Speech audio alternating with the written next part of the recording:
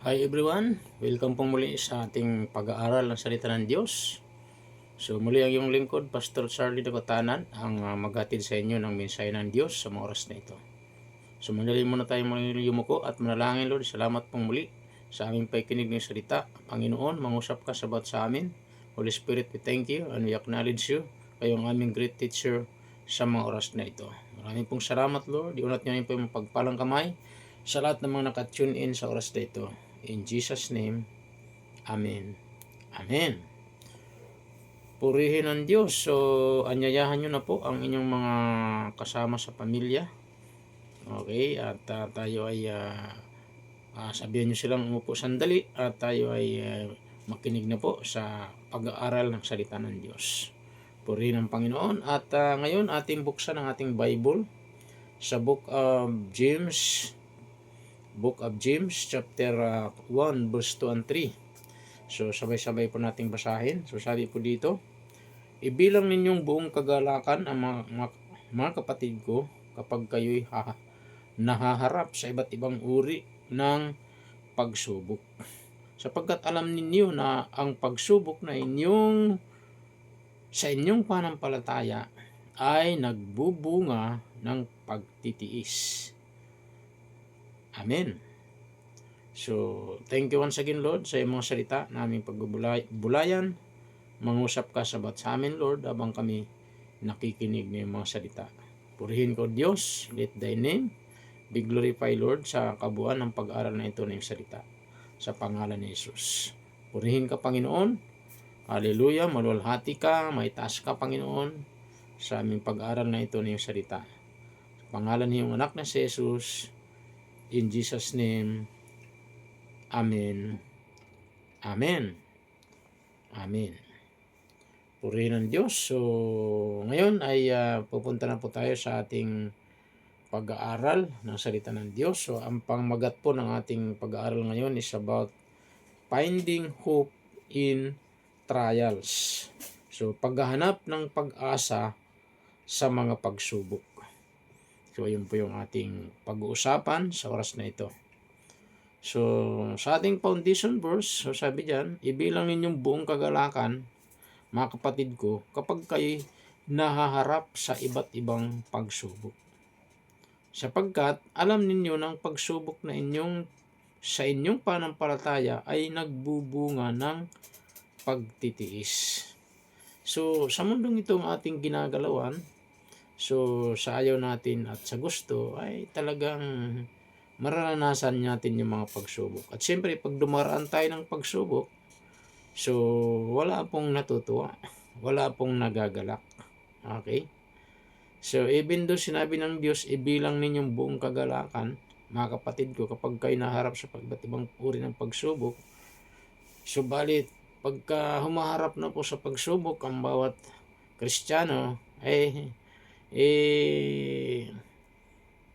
bibihira lang siguro yung nagagalak. So, ang tendency po ay talagang malulungkot ka. Diba? Pero, yun ang sabi ng Bible eh. Kaya nga sabi ni Paul sa Philippians 4:4, ang sabi roon, rejoice, okay, in the Lord. And again, I say, rejoice. So, maggalak kayong lagi sa Panginoon. Inuulit ko, maggalak kayo. Yun ang sabi ni Pablo sa Philippians 4:4. So, talagang ang attitude talaga ng maraming mga tao pag dumadaan tayo ng pagsubok ay hindi po nagagalak. Wala pong tumatawa. So, naranasan natin minsan yung kalungkutan. Yun yung pinaka-tendency pag humaharap sa pagsubok. Pero yun yung encouragement sa atin ng Diyos na ibilang ng buong kagalakan. Sabi ni Paul, okay, so sabi ni James, sabi niya, ibilang ninyo ng buong kagalakan, mga kapatid, kapag kayo'y nahaharap sa iba't ibang pagsubok. Sapagkat alam ninyo na ang pagsubok na inyong pananampalataya ay nagbubunga ng pagtitiis. Okay? So, yun po yung palaala sa atin ng Diyos. So, sa mundong ito, talagang marami tayong pagsubok na pagdadaanan dahil nakasulat niyan sa Bible. John 16:33. Ano sabi ni Jesus? In this world, you shall have tribulation. But sabi ni Lord, be of good cheer. I have overcome the world. Sa mundong ito, marami tayong mga kapigatian. Pero sabi ng Lord, lakasan ninyo ang inyong loob. Napagtagumpayan ko na ang sanlibutan. Okay? So, yun po ang mundo nating ginagalawan. Punong-puno ng mga pagsubok. Punong-puno ng mga problema. So, iba-iba. Problema sa pamilya, problema sa anak, problema sa kakainin, problema sa mga bayarin. Hallelujah. So, iba't ibang mga problema ang ating mga ma-experience. But sabi ng Diyos, be of good cheer. I have overcome the world. At lagi nating tandaan, mayroong Diyos na problem solver. Sino yan? Jesus. Jesus is our problem solver. Amen? Kaya in times of trials, dapat tayo ay umasa. Kanino? Sa Diyos. Hindi sa mga bagay sa mundong ito. Hindi sa friends mo. Hindi sa kapitbahay mo. O kanino man. Sa Diyos. Sa Diyos tayo umasa. So, finding hope in trials. Hallelujah. So, yun yung reminder sa atin ng Panginoon. Okay, so in this verse, sa mga verse na ito, I would like to share to you 2 o 3 points. So, nice ko magbagi sa inyo ng at least 2 o hanggang 3 puntos. Okay, na paalala ni Lord dito sa ating foundation verse sa James chapter 1 verse 2 to 3. Okay, so ano yung reminder sa atin nito ng Panginoon? First is, point number 1 is embrace trials as opportunities. Yakapin ang mga pagsubok bilang mga oportunidad. Amen. So, trials, take note, are not just obstacles, but opportunities for growth. So, ang mga pagsubok ay hindi lamang mga hadlang, kundi mga oportunidad para sa paglago. Amen. So, they test our faith and encourage us to rely on God's strength. So, sinusubok nito ang ating panampalataya at hinihikayat tayong umasa sa lakas ng Diyos. Romans 5:3 and 4, sabi ng Bible, hindi lamang iyon, kundi nagagalak din tayo sa ating mga pagdurusa. Dahil alam natin ang pagdurusa ay nagbubunga ng pagtitiis. At ang pagtitiis ay nagbubunga ng katangian o katyagaan, at ang katyagaan ay nagbubunga ng pag-asa. Amen? So, ang buhay natin sa mundong ito, so talagang mayroon tayong mga maranasang mga pagdurusa, pagtitiis. Okay? So, pag dumating sa atin ang mga ganitong pagtitiis, ang paalala ng Diyos sa atin, embrace trials as opportunities. So, yakapin ang pagsubok bilang mga oportunidad. So, trials not just obstacles, but opportunities for growth. Amen?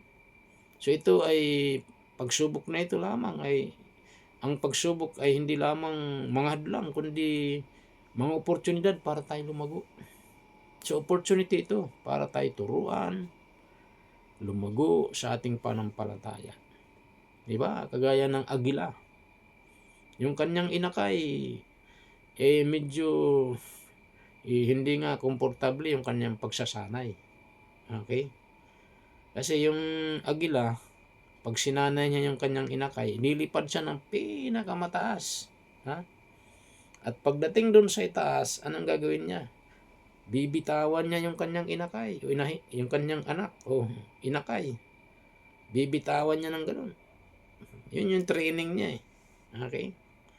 Tapos, ang gagawin naman ng inahin, o yung agila, okay, dadive naman siya ng mula sa taas, dadive siya ng napakabilis pababa. At anong gagawin niya sa kanyang inakay? Sasaluhin niya doon sa ilalim o sa baba. So, akala ng kanyang inakay, malalaglag na silang tuluyan sa lupa. Siguro, kabang-kaba yung dibdib ng kanyang inakay. Pero hindi niya alam, tinasanay lang siya ng kanyang nanay. So, pagdating sa baba, sasaluhin siya. Di masaya na naman uli yung kanyang inakay. So, minsan ganyan tayo. So, tinitis lang ni Lord yung ating pagbuhay. Kung talagang malago na ba tayo sa pananampalataya. Okay? Kasi yung mga testing na yan, oportunidad dyan para sa paglago ng ating pananampalataya. So, dyan malalaman kung gaano na katindi yung faith mo kay Lord. Yung pagtitiwala natin sa Diyos. Yung pag-asa natin sa Diyos. Hindi yung pagdating ng pagsubok, bigla kang bibigay. Ibig sabihin, hindi ka pa malago. Oo. Pagka kunting problema lang, umaatras ka na, ibig sabihin, hindi pa lumalago yung faith mo. For example, nagkaroon ka lang ng sakit sa kuko. Ha? Tapos, nawala na yung faith mo. Nawala na yung pag-asa mo kay Lord. Hindi ka na-attend ng church, sumakit lang yung kuko mo. Nasaan yung faith mo kay Lord? Ha? Kukulang naman yun. Kaya mo pa namang lumakad. May paa ka naman. Ha? O di kaya sumakit lang yung ngipin mo. Ha? Yung ngipin lang naman yung sumakit. Nasaan yung pananampalataya mo kay Lord? May paa ka pa naman. Makakalakad ka naman papunta ng church. Di ba? Nasaan yung pananampalataya mo kay Lord? So meaning, hindi pa lubusang lumalago. Kaya tinitis tayo ni Lord para malaman kung talagang malago ka na ba. Okay?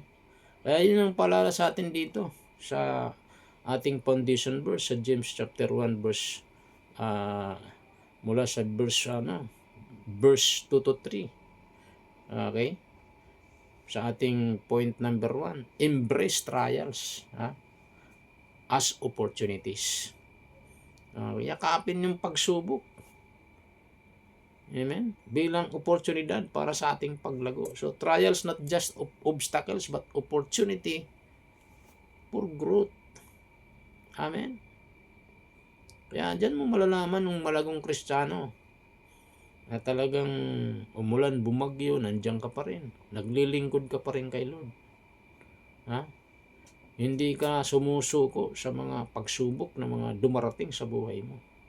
So, dyan nalalaman na ikaw ay lumalago na bilang Kristiyano. Amen? Nanatili ka sa Diyos no matter what. Purihin ng Diyos. So, yan po yung unang reminders dito sa ating foundation verse. Then, point number 2, develop endurance.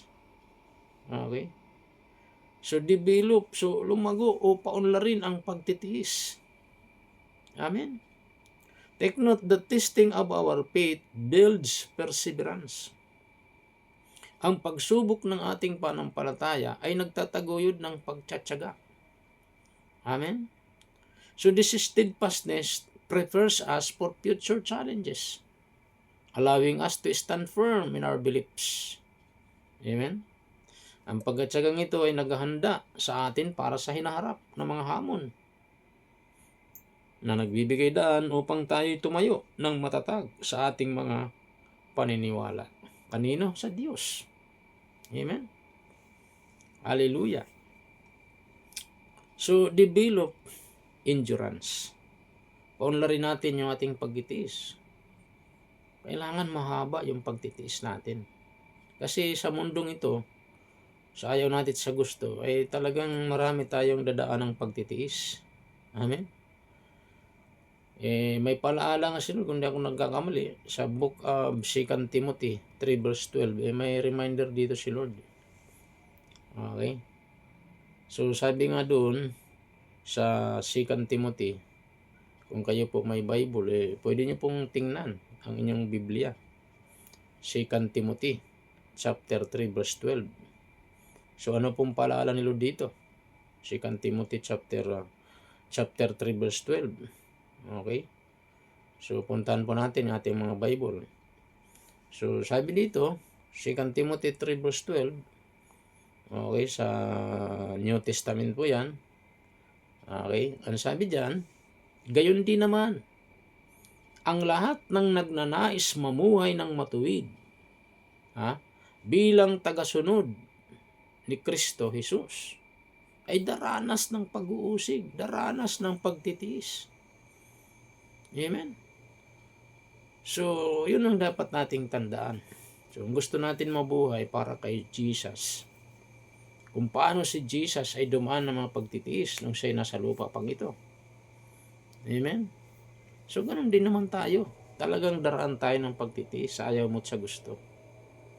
Pero ang kagandahan naman po yan, hindi naman yan panghabang buhay. Testing lang po yan ng Panginoon. So, kailangan lang dapat tayo ay maging matibay, maging matatag.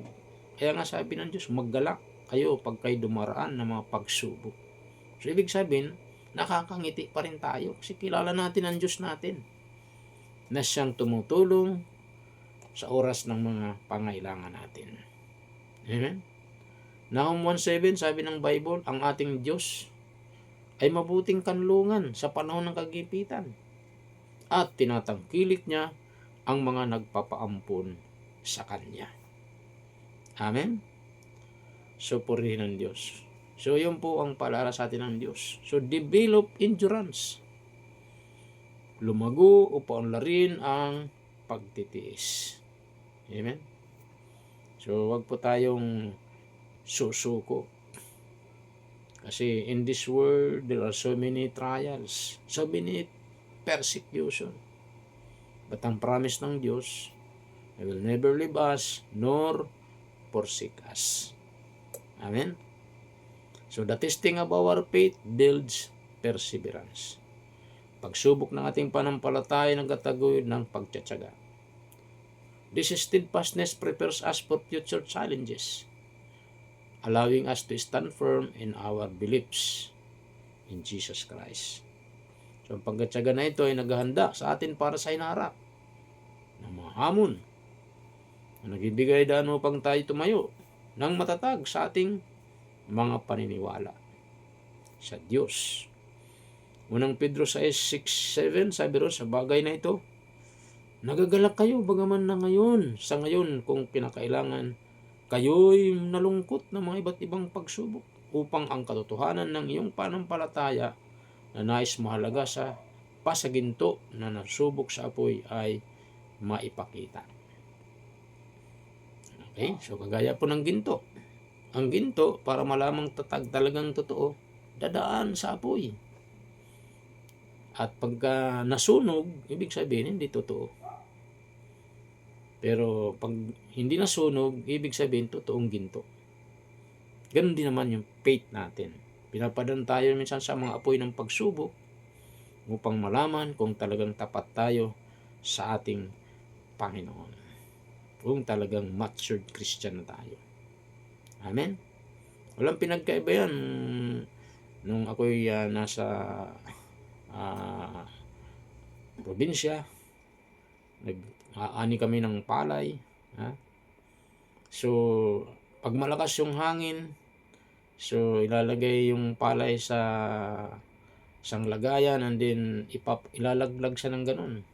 Okay? So, yung lilipa rin ng hangin, yun yung ipa. Pero yung malalaglag dito sa mismo sa harapan ay yun yung may laman. So, ibig sabihin, hindi siya nililipad. Okay?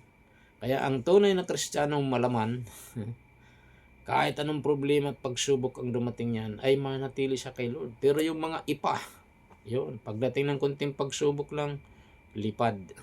Ibig sabihin, lipad, backslide.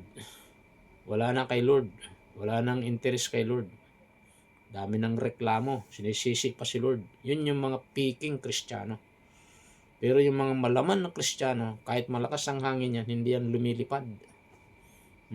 Kahit maraming bagyong dumating yan, hindi yan lumilipad. Manatili yan.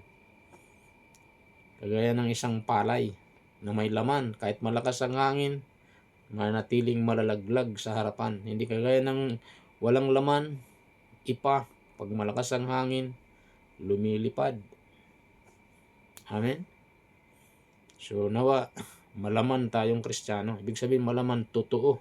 Totoong Kristiyano. Ang totoong Kristiyano, kahit anong problema yan, kahit anong pagsubok na dumating, mananatili yan sa Panginoon. Amen? Kailangan matatag tayo.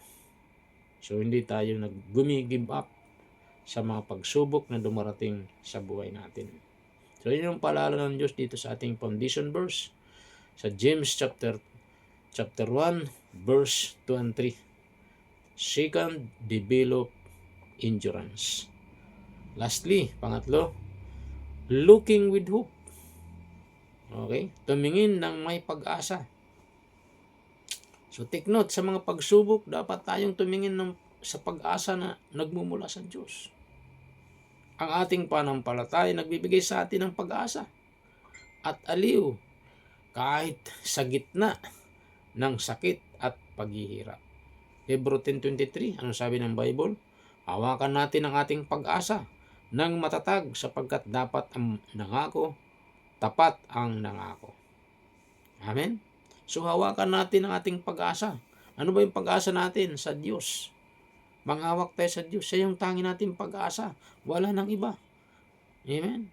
Jesus is our only hope. Wala tayong maasahan dito sa mundong ito. Everything here on earth is temporal. So we need to put our trust, our hope in Jesus.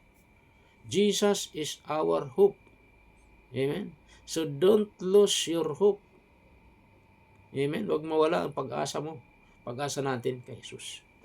He is the only hope. Jesus. Wala nang iba.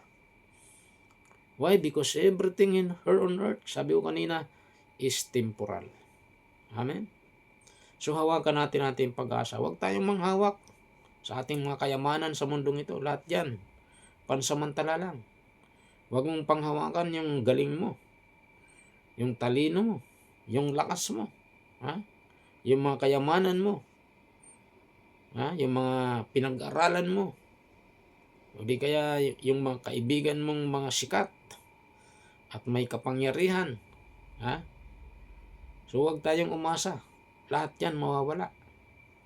Why? Because everything here on earth is temporal. Amen? Yun ang katotohanan. Hallelujah. Kaya ang pag-asa natin, ilagay natin ating pag-asa sa Panginoon. Kahit malalaking building, ha? Sa tingin mo ay parang hindi babagsak, bumabagsak. Ha? Kagaya ng Hyatt Hotel sa Baguio, yung panahon ng lumindol ng napakalakas sa Pilipinas. Ha? Intensity 7 yata yun. Bagsak.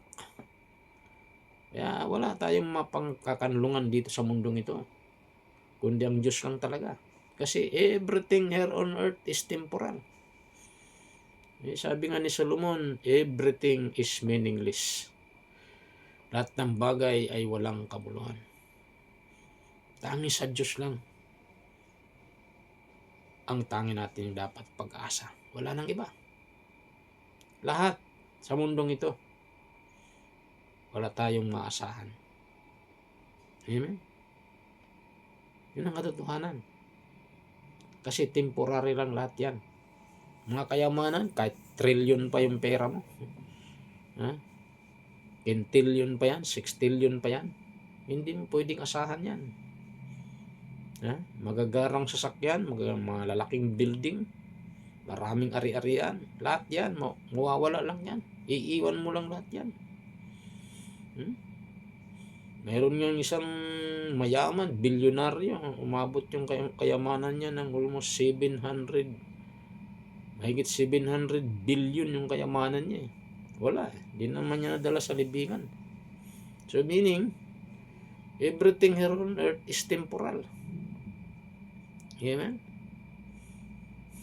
Kaya mga diploma, sabi mong matinding pinag-aralan mo, lahat yan, temporal lang yan. Masusunog lang yung mga diploma, babaon lang din sa lupa yan. Amen? Kaya sabi nga ng Bible, wala tayong dapat ipagmalaki sa mundong ito. Isa lang dapat nating ipagmalaki, ang ating pagkakilala sa ating Panginoon. Yun ang sinabi sa Jeremiah. Amen? Kaya napaka-importante yung ating panghahawak na ating pag-asa sa Panginoon. So looking with hope. Kanino? Sa Panginoon. Sa Kanya lang tayo tumingin yung ating pag-asa. Hallelujah. Yan sabi ng Hebrew 12 verse 2. Ano sabi ng paalaala ng Diyos? Looking unto Jesus, the author and the finisher of our faith. Amen? Purihin ng Diyos. So in our conclusion, hallelujah. So sa ating pagkatapos, Hinihikayat po tayo ng Panginoon ang bawat sa atin ay yakapin. Alin? Yung mga pagsubok. Huwag tayong tumakbo. Kasi isa yan na ika nga instrument ni Lord para tayo lumago. So bilang mga pagkakataon para sa paglago, paunlarin ang ating pagtitiis at lumikha ng pag-asa sa ating mga puso. Take note, sa bawat pagsubok, alalahanin ng ating pananampalataya sa Diyos ay nagbibigay ng pag-asa at lakas. Purihin ng Diyos. So yun po yung ating pag-aaral, finding hope in trials. So anong paalala sa atin ng Diyos dito sa James 1, verse 2 and 3? First, point number 1, embrace trials as opportunities. Okay? Why? Because trials are not just obstacles, but opportunities for growth. Point number 2, develop endurance. Lumago o paunlarin ang pagtitiis. Why? The testing of our faith builds perseverance. Amen? And this steadfastness prepares us for future challenges, allowing us to stand firm in our beliefs. Point number 3, looking with hope. Tumingin ng may pag-asa. Sa mga pagsubok, dapat tayong tumingin sa pag-asa na nagmumula sa Diyos. Amen? So, ano yung mga dapat maging hakbang natin sa ating buhay? Tinatawagan tayong kumilos. Ano yung dapat nating pagkilos? Ano yung ating aksyon? Ano yung application natin dito? Looking unto Jesus, the author and the finisher of our faith. Hebrew 12 verse 2. Amen? So, God bless po sa lahat. Taas lamang po natin ating kamay. Sundan natin ang ating maiksing prayer na ito. Sabihin natin, Panginoong Diyos, na makapangyarihan sa lahat, malapit ako sa iyo, nagpapakumbaba sa iyong harapan, humihingi pa ako ng tawad sa lahat ng mga nagawa kong kasalanan. Linisin niyo po ako ng banal na dugo.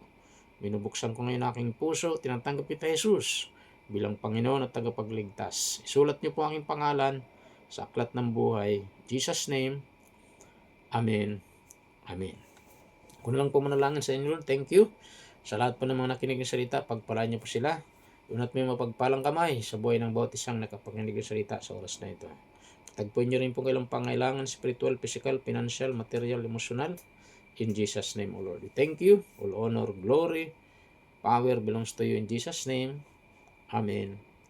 Amen. Again, yung ating mga reminders, so every Sunday, naimbita ko po kayo na makadalo sa ating Sunday Service Celebration. Doon lamang po yan sa may harap ng Ilibit Town Center, sa may number 500 sa Bangan Building. Sa ibaba po ay City Savings Bank, nasa third floor lang po tayo. Jesus Christ Saves Global Outreach Church, Camarin Family. So, mayroon po tayong ginaganap din po doon na Sunday service every Sunday 9 o'clock in the morning, and Saturday naman every Saturday 8:30 in the morning ating panalangin, corporate prayers. And then mayroon din po tayong midweek service every Thursday 6:30 p.m. So tayo po ay mag-join po at sa ating FB page ng Jesus Christ Saves Global Outreach Church, Camarin Family. Meron din po tayong panalangin ginaganap through Google Meet. So, every Wednesday, 8 p.m. Amen. So, purihin ng Diyos. So, thank you very much. So, God bless sa lahat. Bye-bye.